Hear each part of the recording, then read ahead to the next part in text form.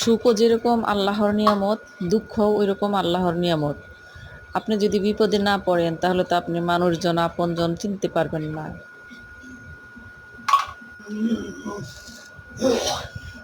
বিপদে না পড়লে আপনি আপনজন চিনতে পারবেন না, মুখোশধারী লোক চিনতে পারবেন না।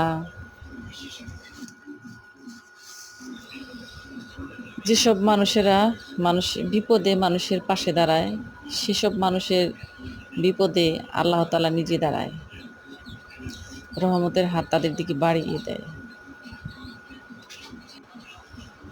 তাই যেন কেউ বিপদে পড়লে আমরা যেন তাদেরকে আর্থিকভাবে সাহায্য যদি নাও করতে পারি, আমরা যেন তাদের জন্য দোয়া করতে পারি।